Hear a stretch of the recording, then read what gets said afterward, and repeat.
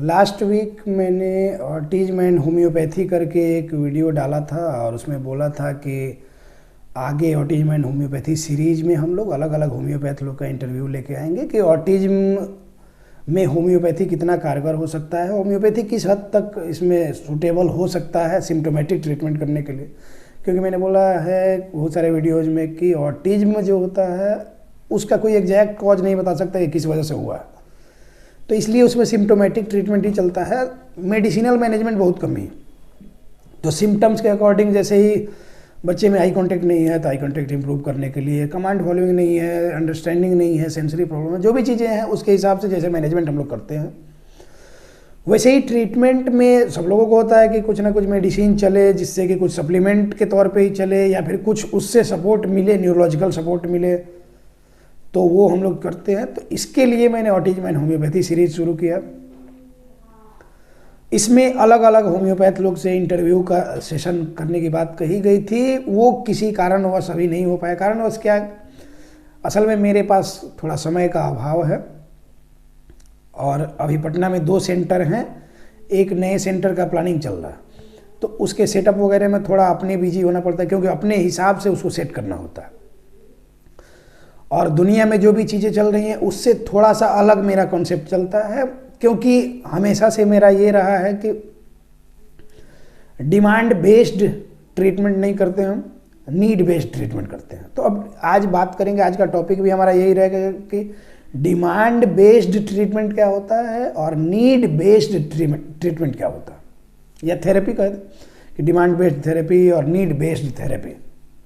देखिए पहले दोनों में अंतर समझ लेते हैं कि डिमांड बेस्ड थेरेपी या ट्रीटमेंट का मतलब ये होता है कि अभी मेरे पास हज़ारों लोगों के फ़ोन आ चुके हैं, 3-4 महीने से जब से मैं यूट्यूब पे हूँ, हज़ारों लोग फ़ोन कर चुके हैं और सबका पहला सवाल या पहला शिकायत या पहली समस्या जो सुनानी है वो उनका ये रहती है कि वो बोलते हैं कि बच्चा बोलता नहीं है। जब भी फ़ोन करेंगे तो बोलेंगे कि बच्चा बोलता नहीं है, बोलने की प्रॉब्लम है। कोई बोलते हैं कि बच्चा समझता नहीं है, सिर्फ समझ लेगा तो ये है।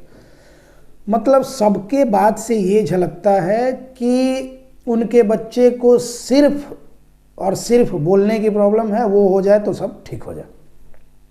अब गलती उनकी भी नहीं है, गलती उनकी इसलिए नहीं है क्योंकि एज ए पेरेंट्स हम एक्सेप्ट करना ही नहीं चाहते हैं कि बच्चे को प्रॉब्लम है। कभी भी हम एक्सेप्ट करना चाहते हैं कि हमको कोई प्रॉब्लम है, जब एक्सेस होता है तभी हमको लगता है कि नहीं कुछ तो प्रॉब्लम है तो जाके दिखा लेना चाहिए। जैसे गाड़ी आप चला रहे हैं, सिंपल सी बात समझिए, प्रैक्टिकल लाइफ से चीज़ों को जोड़ने से ज़्यादा समझ में आती है। जैसे गाड़ी आप चला रहे हैं तो गाड़ी चला रहे हैं, कार है, बाइक ही मान लो, बाइक है, आप चला रहे हैं, जब तक चल रही है ठीक है, आप ध्यान भी नहीं देने जाते हैं। बहुत कम ही लोग होते हैं जो नया गाड़ी रहे या नया मोबाइल रहे तो उसका प्रॉपर केयर सब लोग करते हैं, उसके बाद धीरे धीरे अब गिरो पड़ो हमको मतलब है ही नहीं। तो नया गाड़ी हो तो उसको क्या करते हैं, टाइमली हम लोग मोबाइल चेंज कराते हैं, टाइमली उसका सर्विसिंग कराते हैं। लेकिन जैसे जैसे पुरानी होती जाती है उसकी अहमियत कम होते जाती है तो हम लोग उसको इग्नोर करना शुरू करते हैं। अब मान लिया कि चलाते चलाते गाड़ी को ज़रूरत फील हुई, फ्यूल नहीं है, मोबिल नहीं है, तो क्या होगा, बंद हो जाएगी। जब बंद हो जाएगी तब हमको दिमाग में खटकेगा कि इसको बनवाएंगे, नहीं तो चलेंगे कैसे। तो सिंपल 50,000, 1 लाख, 5 लाख, 10 लाख तक की गाड़ी है जो आपके लाइफ का मतलब सब्सिडियरी पार्ट है। सब्सिडियरी पार्ट इसलिए है कि वो नहीं रहे तो आप पब्लिक ट्रांसपोर्ट भी यूज कर सकते हैं, उससे काम कर सकते हैं। प्राइमरी पार्ट क्या है, आपकी बॉडी, एक गाड़ी की तरह ही समझ लीजिए। तो इसमें थोड़ी बहुत प्रॉब्लम होती है तो हम लोग इग्नोर करते हैं, जैसे गाड़ी को इग्नोर करते हैं। धीरे धीरे क्या होता है कि एक प्रॉब्लम हो गई तो वो प्रॉब्लम परसिस्ट करने लगी और क्या होता है, क्रोनिक केस में जाके अब उसका कॉम्प्लिकेशंस बहुत सारा आने लगता है। कॉम्प्लिकेशंस जब आने लगते हैं तब क्या हो गया, अचानक से कोई काम करना बंद कर दे, कोई अंग काम करना बंद कर दे, या फिर डेली लाइफ में हम लोग को डिस्टर्बेंस होने लगे उस चीज़ से, तब जाके हम लोग को समझ में आता है कि कोई प्रॉब्लम है। क्योंकि पहले से इंडिकेटर है, गाड़ी में भी इंडिकेटर है। जैसे आप गाड़ी चला रहे हैं, पहले गाड़ी फ्रेश चलती थी, अभी नहीं चलती है, तो कोई ना कोई प्रॉब्लम है तभी नहीं चलती है, उस टाइम ही आप चेक करा लेंगे। कभी कभार होता है कि किसी पहिए में हवा नहीं है तो गाड़ी इधर उधर हैंडल उसका भागने लगता है। तो ये आपको समझना चाहिए, आपको दिमाग स्थिर रखना है कि हाँ गाड़ी में कुछ तो प्रॉब्लम लग रही है। तो या तो हैंडल में कोई प्रॉब्लम है, नहीं तो चेक करेंगे तो पता चलेगा लोग आगे वाले में हवा नहीं है, इसलिए गाड़ी इधर उधर नाच रही। उसी तरह की प्रॉब्लम जैसे कि फिजियोथेरेपी में हमारे यहाँ पेशेंट आते हैं, सर्वाइकल स्पॉन्डिलाइटिस जनरली अभी के टाइम में हर किसी को हो रहा है, 70-80% लोगों को, क्योंकि बैठने का पैटर्न सही नहीं है, झुक के दिन भर काम करना है, पीछे गर्दन कोई करता नहीं है। तो सर्वाइकल स्पॉन्डिलाइटिस स्टार्टिंग सिम्टम है, हल्का फुल्का पेन हुआ, एक पेन किलर खा लिए, छोड़ दिए। अब क्या है कि हमको पता नहीं है कि उसमें करना क्या है, तो पता नहीं है करना क्या है तो क्या करेंगे, पेन किलर खा लिए और बस वैसे ही कर रहे हैं जो रूटीन है। अभी के समय में आदमी को ये है कि एक तो तकिया एक लगाएगा, उसको भी क्या करे, एक तो मोटा सा तकिया लगाया, उसको बीच से फोल्ड करके डबल कर दिया, उससे भी मन नहीं भरा तो क्या किया कि सोफा वगैरह के आर्म पे गर्दन टिका के और एकदम पूरा, अब जैसे गर्दन जितना ऊंचा टिकाएंगे गर्दन नीचे की तरफ जा रहा है, और तब टीवी देख रहे हैं, घंटों अजीब से पोजीशन में बैठे हुए हैं, तो उसकी वजह से स्पाइन की प्रॉब्लम होती है। हम स्टार्टिंग में इग्नोर करते जाते हैं। इग्नोर करने का नतीजा ये होता है कि वो 6 महीने साल भर बाद स्पॉन्डिलोसिस में कन्वर्ट होता है, मतलब कि वहाँ डिजेनरेटिव चेंज होना शुरू हो जाता है, और वो क्या करता है कि नर्व को पिंच करना शुरू कर देगा। अगर वहाँ डिजेनरेशन हो गया, ऑस्टियोफाइट वगैरह बन गया, तो नर्व को क्या करेगा, कंप्रेस करना शुरू कर देगा। नर्व को कंप्रेस करना शुरू करेगा तो क्या होगा कि रेडिएटिंग पेन होना शुरू होगा। रेडिएटिंग पेन जिसको रेडिकुलोपैथी बोलेंगे, वो स्पॉन्डिलोसिस का साइन है। तो अब वो जब होना शुरू हो जाएगा और लंबे समय तक वो चीज़ जब रह जाएगा तो क्या होगा, नर्व में क्या होगा कि डिजेनरेशन की प्रोसेस शुरू होगी। अब नर्व जब डैमेज होना शुरू होगा तो क्या होगा, मसल की वेस्टिंग होनी शुरू हो जाएगी। तो देखिए प्रॉब्लम छोटी सी थी कि पोस्चर गड़बड़ था, आपको स्टार्टिंग में ये हुआ, तो उस टाइम में ही अगर आप अवेयर होते तो फिजियोथेरेपी में चले जाते, आपको सोल्यूशन बता दिया जाता, उसके अकॉर्डिंग आप डेली रूटीन में चेंजिंग करना होता है। जैसे बोलता है लोग, वो बहुत सारे जिम वाले जो हैं, बड़े बड़े बॉडी बिल्डर जो हैं, वो बताते हैं कि जिम में 2-3 घंटा जो टाइम देते हैं उससे बॉडी नहीं बनती है। उसके बाहर जो आप दुनिया में रह रहे हैं, अपनी डे टू डे लाइफ में रह रहे हैं, तो उसमें आप कितने संयम के साथ रह रहे हैं, बॉडी के साथ कितना ये सही कर रहे हैं, कितना डाइट फॉलो कर रहे हैं, कितना फिट रहना चाहते हैं, कितने वेल डिसिप्लिन्ड आप रह रहे हैं, उस पर डिपेंड करता है आपकी बॉडी बनना। सेम वही चीज़ यहाँ भी होती है कि अगर आपको वो मैंने जो एग्जांपल दिया कि माइनर वो स्पॉन्डिलाइटिस की प्रॉब्लम हुई, तो वो जो प्रॉब्लम हुई आपको, अगर उसी टाइम में आप कंजर्वेटिव मैनेजमेंट के लिए किसी फिजियोथेरेपिस्ट के पास चले जाते, वो आपको सही उपाय बता देते कि आपको तकिया कैसे लेना चाहिए, तो उसके हिसाब से आप क्या करते कि अपने रूटीन में उसको शामिल कर लेते, तो फर्दर वो प्रॉब्लम नहीं होती। गर्दन झुका के काम करना है, हर काम आदमी को गर्दन झुका के ही करना है, लेकिन उसके साथ साथ फ्लेक्शन जब कर रहे हैं तो ये जैसे गर्दन झुकाए तो ये फ्लेक्सर मसल्स जो हैं, तो फ्लेक्सर्स मसल्स जो हमारे हैं वो क्या होते हैं कि वो वीक हो, एक्सटेंसर्स मसल को हम खींच दिए, तो उससे प्रॉब्लम होती है कंटिन्यूसली। अब एक्सटेंशन कभी हम करते नहीं हैं, तो एक्सटेंशन हम कभी करते नहीं हैं तो सिर्फ फ्लेक्शन करेंगे तो यार ये बात है, इधर से खिंचाव होगी, स्पाइन एक दूसरे के ऊपर आगे की तरफ आएगा, धीरे धीरे माइक्रो ट्रॉमा होते होते स्पॉन्डिलाइटिक चेंज होगा, उसके बाद स्पॉन्डिलोसिस होगा, स्पॉन्डिलोलिस्थेसिस तक का कंडीशन आ जाता है। तो वहीं केयर कर लिए होते तो ये प्रॉब्लम नहीं होती। अब देखिए इसमें ही डिमांड बेस्ड थेरेपी पे बता देते हैं। डिमांड बेस्ड थेरेपी का मतलब क्या होता है कि आपको प्रॉब्लम हुई, अब डे टू डे काम आपका हैम्पर होने लगा, जैसे स्पॉन्डिलोसिस के कंडीशन में आप है, डे टू डे आपका काम हैम्पर होने लगा। अब वो हैम्पर होने लगा तो क्या करते हैं आप, सबसे पहला आपका काम होता है कि चूज करते हैं सबसे टॉप का डॉक्टर कौन है यहाँ पे। टॉप का डॉक्टर कौन, मतलब कि जैसे आप हाथ में ये हो गया, झिंझनी आनी शुरू हो गई, मसल वेस्टिंग होनी शुरू हो गई, तो आपको लगता है कि ये न्यूरो से दिखाना चाहिए। इतना आपको पता है, अभी के समय में हर किसी को पता है कि हाँ कौन सा केस न्यूरो को दिखाना चाहिए, कौन सा केस ऑर्थो को दिखाना चाहिए। अभी ये एग्जांपल मैं इसलिए दे रहा हूँ कि एक पेशेंट रिसेंटली मेरे पास 2 दिन से आ रहे हैं और उनको सेम प्रॉब्लम हुई। वो क्या किए कि पटना के सबसे टॉप न्यूरो को चुने, उनके पास गए। वो साहब क्या किए कि सबसे पहले MRI लिखे और NCV टेस्ट होता है, नर्व कंडक्शन वेलोसिटी। MRI होता है magnetic resonance imaging, NCV test होता है नर्व कंडक्शन वेलोसिटी, और EMG उनको कराया, इलेक्ट्रोमायोग्राफी। वो टेस्ट मतलब कि ये सारा टेस्ट 15 से 20 हज़ार में उनका कंप्लीट आया। उसके बाद लैब वगैरह का टेस्ट जो भी हो 15 से 20 हज़ार में उनका टेस्ट हुआ। उसके बाद 3-4 महीने के लिए उन्होंने लिख दिया दवा।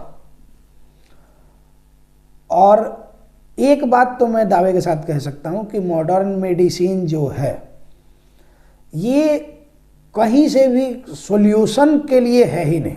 अभी के समय में भले आप भागें इमरजेंसी केयर के लिए, उसमें जाएं, लेकिन कहीं से भी ये सॉल्यूशन के लिए है ही नहीं। ये क्या करता है कि एक प्रॉब्लम को दबाने के लिए दूसरा प्रॉब्लम क्रिएट कर देता है।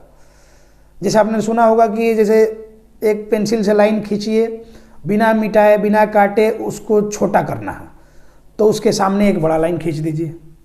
ये सुना होगा बीरबल अकबर के जोक में ऐसे कुछ। सेम इसी तरह की कहानी यहाँ होती है कि एक कोई छोटी सी प्रॉब्लम है, अभी छोटी सी प्रॉब्लम को ख़त्म करने के लिए या फिर आपका ध्यान वहाँ नहीं जाए, क्या किया जाता है मॉडर्न मेडिसिन में, एलोपैथी में, एक बड़ी प्रॉब्लम आपके सामने क्रिएट कर दी जाती है कि उस बड़ी प्रॉब्लम के आगे आप छोटी प्रॉब्लम को इग्नोर कर ही देंगे। यही होता है। और इसमें किसी को बुरा मानना नहीं चाहिए, क्योंकि मैं भी इसी फील्ड का हिस्सा हूँ, मैं देख रहा हूँ।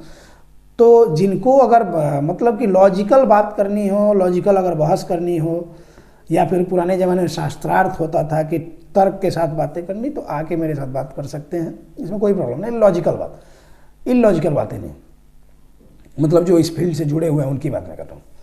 तो वही होता है इसमें। अब उस आदमी का 15-20 हज़ार रुपया टेस्ट में गया, 3-4 महीने के लिए महंगी महंगी दवाएं, मतलब कि 25 से 30 हज़ार रुपया गंवा दिया, और वो 4 महीने में और डिटोरिएट कर गया। वो पेशेंट और भी उससे वर्स्ट कंडीशन में आ गया। पहले हाथ उठा लेता था, सब कुछ हो जाता था, मसल वेस्टिंग होनी शुरू हुई उसकी राइट हैंड में। तो जाहिर सी बात है कि नर्व कंप्रेशन हो रहा है, स्पाइनल कैनाल स्टेनोसिस। तो उसमें क्या हो रहा है कि नर्व का डिजेनरेशन शुरू होना हो गया है, तभी वो नर्व सप्लाई करता है मसल को, और मसल में वेस्टिंग होनी शुरू हो गई। तो वो पेशेंट मेरे पास आए लास्ट में, आके मतलब हाथ जोड़ने लगे, रिक्वेस्ट करने लगे, सर ठीक कर दीजिए, ठीक कर दीजिए, जाने अनजाने में बहुत गलती हो गई। अभी क्या है कि पेशेंट पहले आते हैं तो हम लोग बोलते हैं कि सारा रिपोर्ट आप लेके आइएगा। ऑनलाइन वाले लोग भी सब समझ रहे होंगे कि हम बोलते हैं कि सारा रिपोर्ट आप जो भी आपके पास है वो भेज दीजिएगा, तो नया टेस्ट कराने की जरूरत नहीं पड़ेगी। और कराने में भी टेस्ट मैं बोल देता हूँ दुनिया में कहीं से करा के लाइए, मेरे पास वैलिड है, क्योंकि मुझे कमीशन नहीं चाहिए। तो वो सारा कुछ लेके आए थे। कंसल्ट मैंने जब किया, तो कंसल्ट किया मैंने, तो उनका साइन सिम्टम्स मैंने लिया। बीइंग ए फिजियोथेरेपिस्ट, हम लोग का मेन काम होता है कि फिजिकल डायग्नोसिस जितना ज़्यादा से ज़्यादा कर लें उतना एक्यूरेट डायग्नोसिस होता है और वो अच्छा होता है। तो मैंने डायग्नोसिस किया, सारे साइन सिम्टम्स लिए और असेसमेंट किया। प्रेस्क्रिप्शन जब बनाया तो उसमें मैंने सर्वाइकल स्पॉन्डिलोसिस लिख दिया, उसके साथ साथ में ट्रेपेजाइटिस है, रेडिकुलोपैथी है, मसल की वेस्टिंग है। ये सारी चीज़ें देखने के बाद पेशेंट ने बोला कि हाँ सर कुछ रिपोर्ट भी लेके आए। तो मैंने देखा उस रिपोर्ट में MRI में भी सेम चीज़ें वही मेंशन की हुई थी। और ऐसा नहीं है कि उन डॉक्टर साहब को नहीं पता था, उनको भी ये पता था कि इसको प्रॉब्लम क्या है, क्योंकि वो तो और टॉप के लेवल के डॉक्टर हैं, वो पद्मश्री हैं, BC रॉय अवार्ड उनको मिला हुआ है। तो मेडिकल के फील्ड में हमारे यहाँ विधान चंद्र रॉय अवार्ड सबसे ऊपर का ये होता है, उनको वो अवार्ड तक मिला हुआ है। लेकिन डॉक्टर साहब क्या है कि सिस्टम में बंध गए हैं, सिस्टम का हिस्सा हो गए हैं, तो उनको आदत सी पड़ गई है कि जांच लिख के दे ही देना है। और 20 हज़ार का अगर पेशेंट का जांच हुआ तो 10 हज़ार रुपये डॉक्टर साहब को आना ही आना है। शाम होते होते उनके 4-5 चेले जो होते हैं यहाँ पे बैग लटका के रखे रहते हैं, वो मनी बैग, और पूरा एकदम शाम में ले आके टेबल पे उछल देते हैं कि हाँ लीजिए इतना पैसा कलेक्शन हुआ।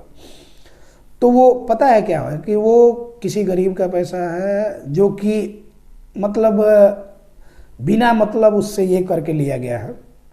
उसी तरह 10-10 हज़ार का कमीशन 10 पेशेंट को लिए तो 1 लाख रुपया तो उस कमीशन से आ जाना। तो खैर ये उनका अपना पेशा है, उनकी अपनी ईमानदारी है, अपनी बेईमानी है, जो भी है, मुझे उससे मतलब नहीं है। मेरा कहना ये है इन सारी घटनाओं को बताते हुए कि वो पेशेंट आया मेरे यहाँ और मेरे यहाँ आके गिड़गिड़ाने लगा, बोला कि सर पैसा नहीं है,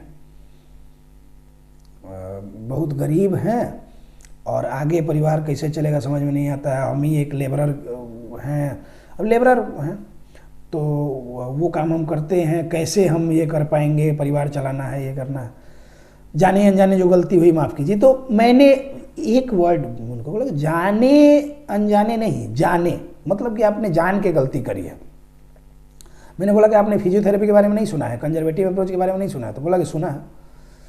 तो मैंने बोला कि तो उसमें क्यों नहीं गए? तो बोला कि पहले सोचे कि जांच वाँच करा लेते हैं, तो उसके बाद दवाई खा के देखते हैं। तो अब कोई भी लोग ये ना बोले कि जाने अनजाने गलती हुई है, जान के गलती हुई है, ये बात आप लोग एक्सेप्ट करें।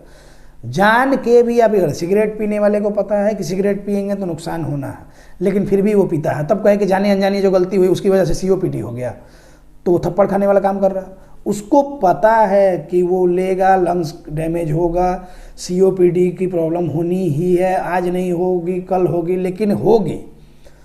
तो वो जाने अनजाने थोड़े हुआ, जान के भी वो गलती कर रहा है, मतलब उसको सेल्फ कंट्रोल नहीं है।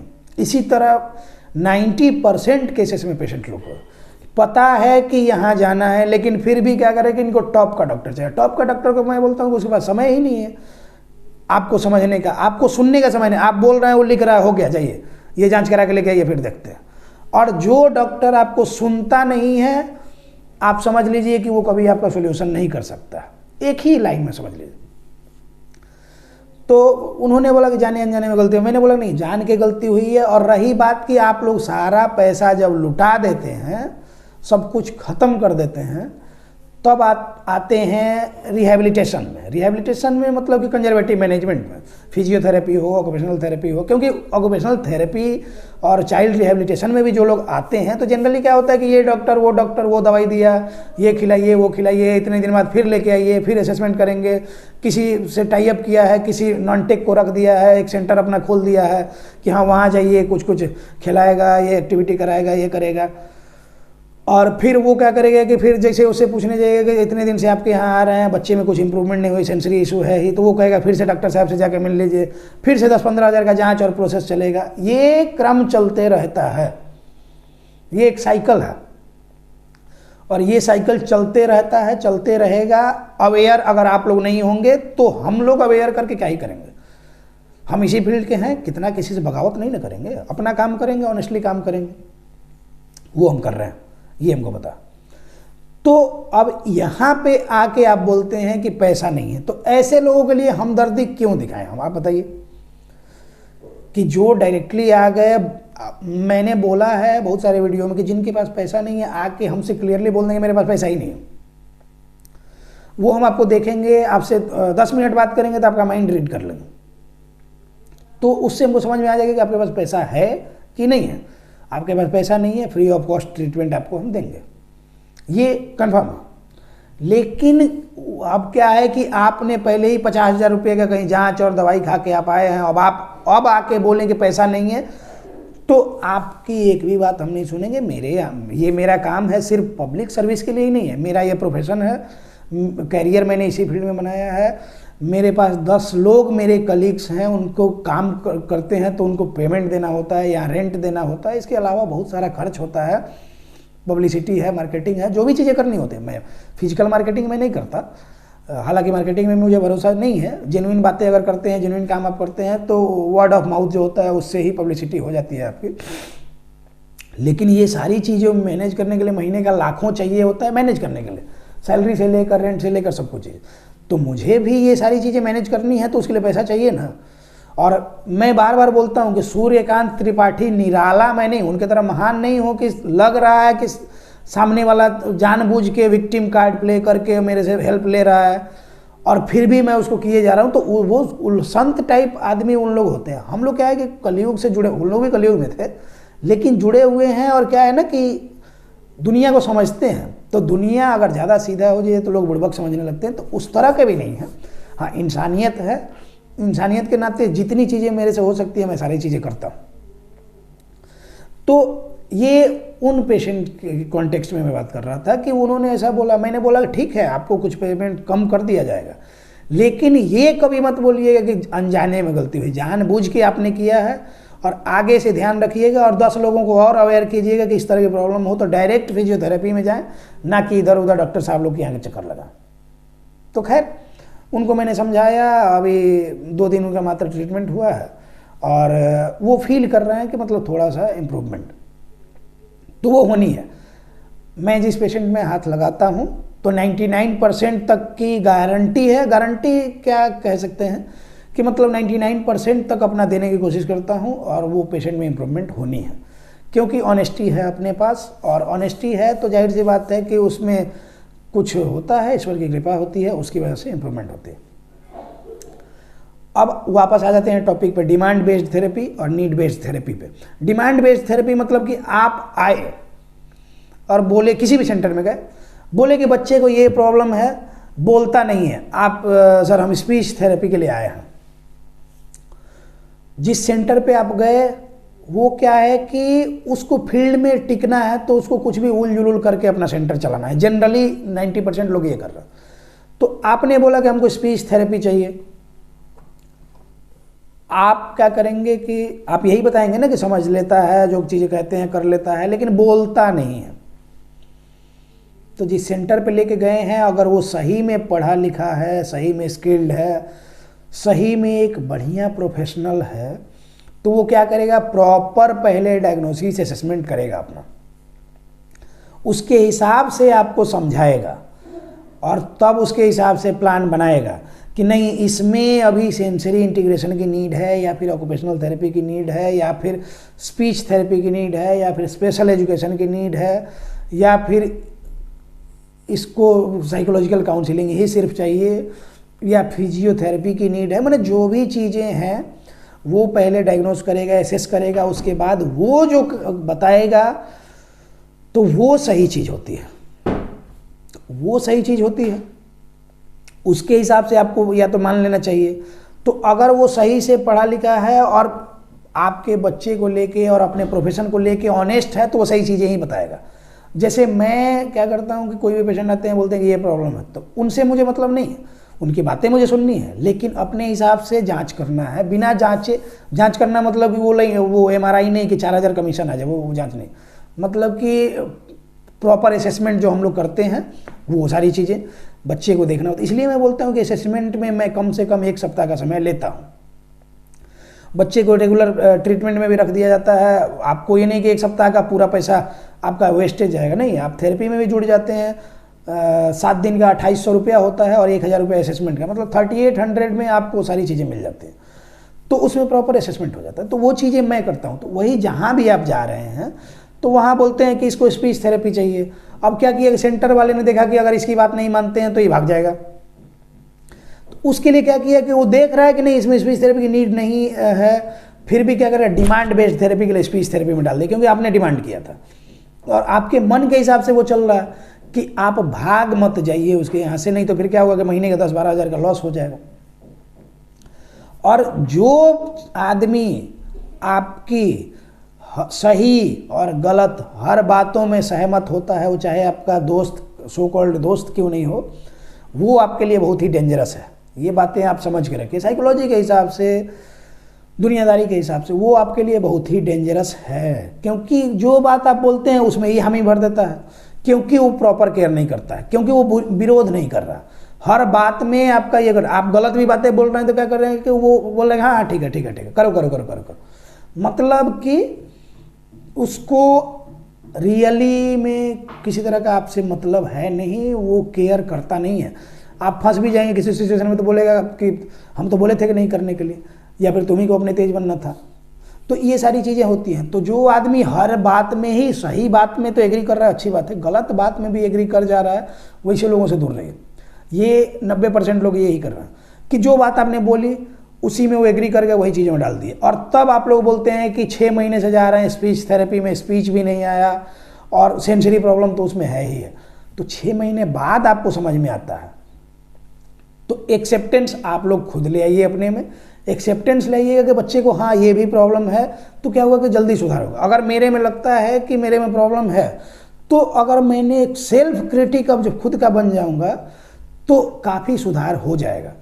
अब दुनिया के नज़र में कोई बोले कि नहीं अच्छा है, अब जो आपका दिल अजीज आदमी है उसको आप कुछ भी गलत भी कर रहे हैं तो बोलेगा अच्छा है।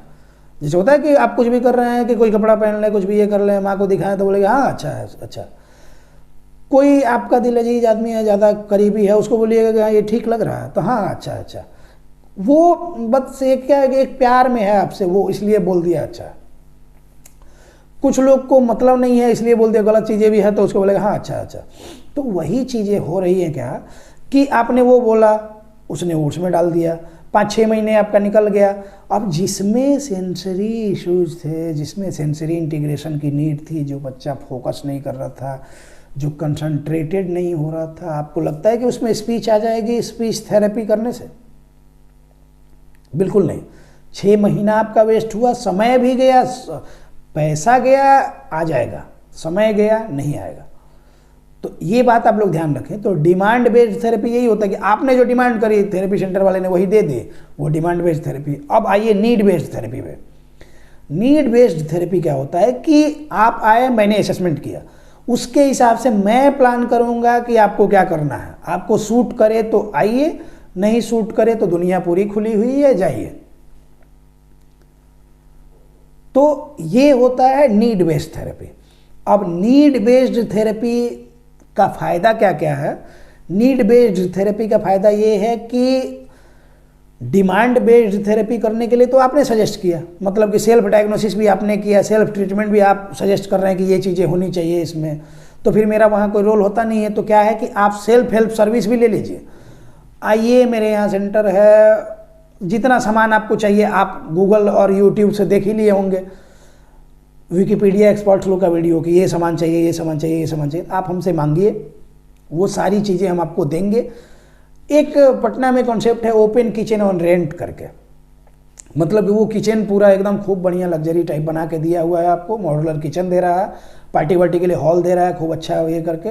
वहाँ आप अपने से बनाइए, अपना पार्टी एंजॉय कीजिए, उसको 5 घंटे 6 घंटे के लिए बुक कीजिए, उसका एक चार्ज है। उसी तरह मैंने भी अब सोच रहे हैं कि कर दें कि क्या करूँ, ओपन क्लिनिक ऑन रेंट करके, कि आप आइए, अपने से डायग्नोसिस कीजिए, अपने से ट्रीटमेंट कीजिए, आप मेरे क्लिनिक में आइए, जो सामान आपको चाहिए, 1 घंटे करना चाहते हैं, 2 घंटे करना चाहते हैं, उसके हिसाब से जो चार्ज मेरा है वो दे दीजिए, आप अपने से इलाज कीजिए, अपने से जाइए।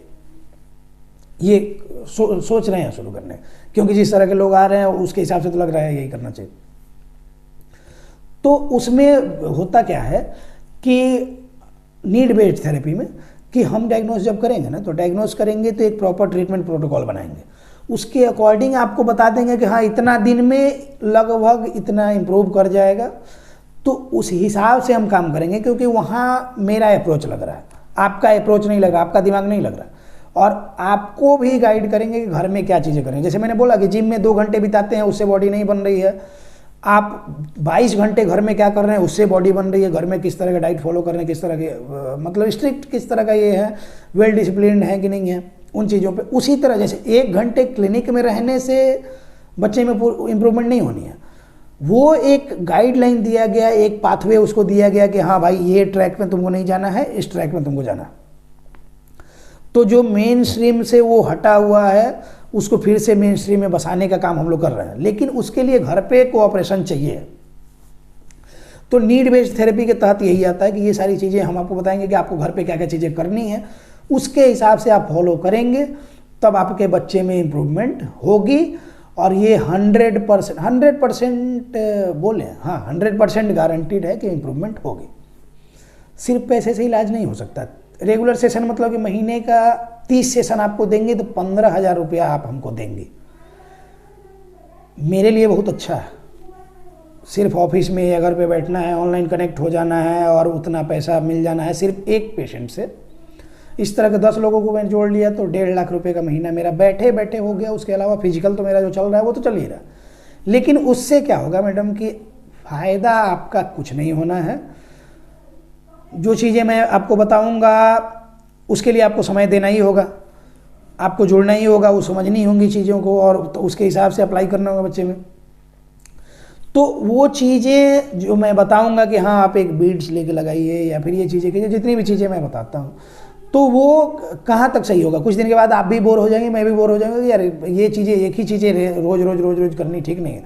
और मैं उसके लिए यहाँ पे आया भी नहीं हूँ। फिजिकल सेशन, फिजिकल क्लिनिक जो मेरा है पटना में, मेरी प्रायोरिटी भी वो है। ऑनलाइन में आया हूँ ताकि सही चीज़ों से आपको अवेयर कर सकूँ, आपको सही चीज़ें पता चले कि डिमांड बेस्ड थेरेपी में और नीड बेस्ड थेरेपी में फ़र्क होता है। डिमांड वो होता है जो कि बच्चे ने मांगा, आपने उसकी जिद पूरी कर दी। नीड वो होती है जो बच्चे को एक्चुअली नीड है, कि बच्चे को पेरेंटिंग नीड है, उसी तरह के। तो आपको मैंने बोला कि सप्ताह में ज़्यादा से ज़्यादा 2 सेशन ऑनलाइन का आपको दे सकते हैं, गाइड कर सकते हैं कि ये चीज़ें आप कर सकती हैं, लेकिन हमेशा नहीं दे सकते हैं। और 2 सेशन आपको दे रहे हैं तो मतलब कि मंथ में 8 से 10 सेशन आपको हो जाएंगे, उतना काफ़ी है आपके लिए, उससे ज़्यादा की ज़रूरत नहीं है। और उससे आपके बच्चे में काफ़ी हद तक इम्प्रूवमेंट होगी, ये गारंटीड है। बंगाल से रूपक मिश्रा जी जुड़े हुए हैं, उन लोगों ने, हस्बैंड वाइफ दोनों ने मिल के बच्चे पे इतना काम किया कि सिर्फ 4 वीक्स 4 संडे उन लोग जुड़े हैं मेरे साथ, और 4 सप्ताह में मतलब 2000 रुपये उनका खर्च हुआ है, और उनके बच्चे में 20 से 25% का इम्प्रूवमेंट है।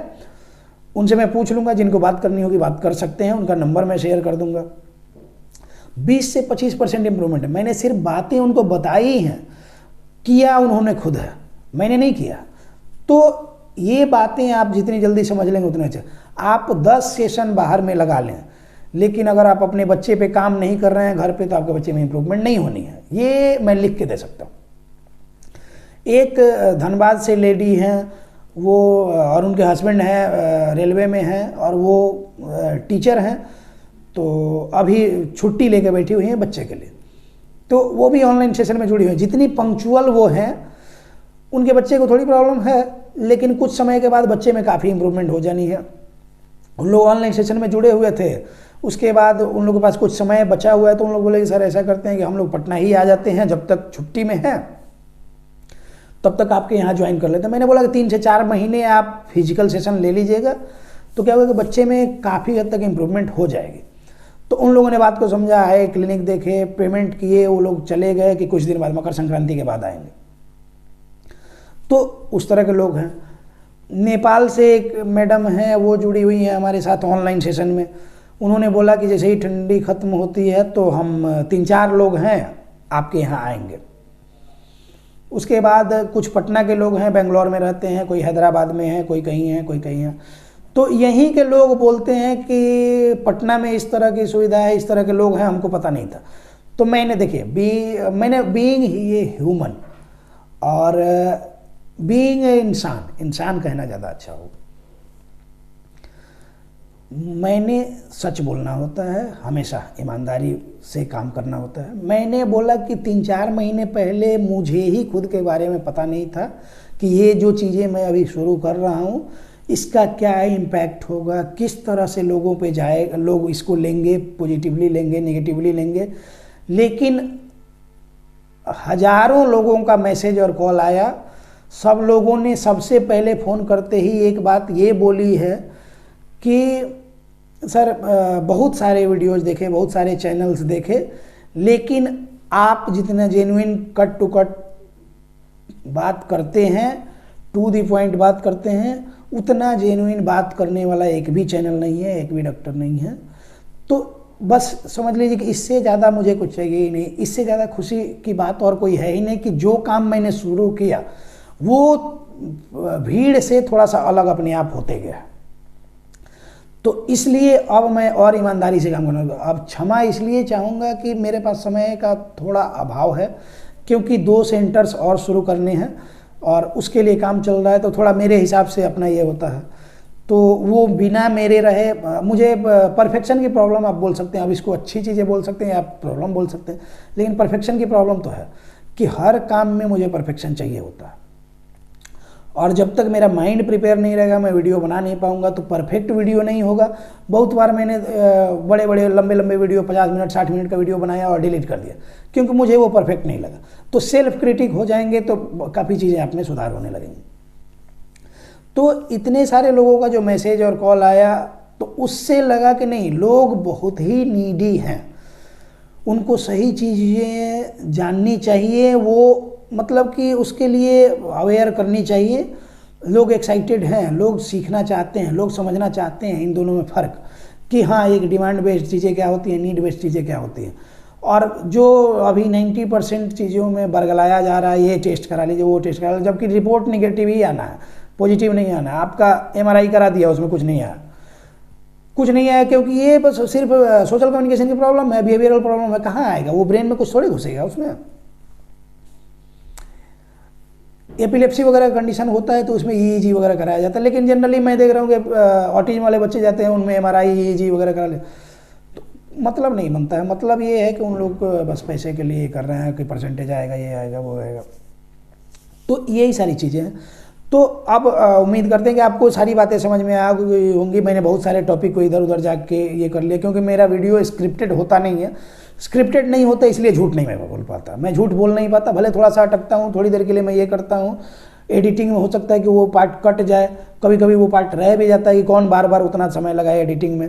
लेकिन झूठ मैं कभी भी नहीं बोलता, वो आपको मेरी बातों से समझ में आ जानी चाहिए, क्योंकि स्क्रिप्टेड वीडियो नहीं होता है मेरा। स्क्रिप्टेड वीडियो मतलब झूठ। तो ये बातें आप लोग अच्छे से समझ रहे हैं। सब लोग, अभी सोशल मीडिया का समय है और सब लोग जो बातें मैं कर रहा हूँ उससे 70 से 80% लोग रिलेट कर पाते हैं, क्योंकि वो ऑटिज्म के ये में लेके बच्चे को लेके इतना धक्का खा चुके हैं कि उनको सही चीज़ें समझ में आ चुकी हैं। तो देखिए, अभी आप जहाँ भी जा रहे थे, जो भी कर रहे थे, हम लोगों ने ऑनलाइन सेशन शुरू किया है। उसमें आप जुड़ सकते हैं, सिर्फ 500 रुपये का चार्ज होता है। प्रोसेस के लिए मैंने नंबर बहुत सारा दिया हुआ है, कई बार दिया हुआ है, इसमें भी मैं नंबर डाल देता हूं, आप लोग देख लीजिए। इसी नंबर पे कॉल और मैसेज कर सकते हैं, 2 से 4 में कभी भी कॉल मैसेज कर सकते हैं। कॉल मुझे पर्सनली कर सकते हैं, और मैसेज के लिए व्हाट्सएप वाला जो ऑफिशियल व्हाट्सएप है उस पर तो कभी भी मैसेज कर सकते हैं। प्रोसेस जान ले। इस संडे की भी बुकिंग 5 या 6 बुकिंग हो चुकी है, मैंने देखा नहीं है, और 5-6 बुकिंग और लेनी है। तो जिन लोगों को बुकिंग करना है वो आ सकते हैं और अपना स्लॉट बुक कर सकते हैं। उससे क्या होगा कि एक हम लोग असेसमेंट करते हैं और उसके हिसाब से ट्रीटमेंट प्रोटोकॉल देते हैं। वो इफेक्टिव ट्रीटमेंट प्रोटोकॉल होगा, क्योंकि मनी मेकिंग का पर्पस नहीं है कि हम अब प्रोटोकॉल के लिए भी आपसे पैसा लें। नहीं, सिर्फ आप ऑनलाइन सेशन में जुड़ेंगे, उसके लिए 500 हम लोग लेते हैं, वो आपको पे करना है और उसके हिसाब से असेसमेंट होगा और एक आपका ट्रीटमेंट प्रोटोकॉल बना के आपको भेज दिया जाएगा। उसके लिए डेमो का वीडियो भेज देते हैं और वो चीज़ें आप परफॉर्म करते हैं घर पे, तो कहीं जाने की ज़रूरत नहीं पड़ती। आप घर ही पे उन चीज़ों को मैनेज कर सकते हैं। बच्चे में आपसे बढ़िया थेरेपिस्ट कोई नहीं हो सकता, आपसे बढ़िया टीचर कोई नहीं हो सकता। सिर्फ आपको ये समझ लेना होगा, अपने दिमाग में ये बातें बैठा लेनी होंगी, तब सब कुछ सही होगा। तो इसी के साथ इस टॉपिक को क्लोज करते हैं। मिलते हैं किसी नेक्स्ट टॉपिक में। धन्यवाद।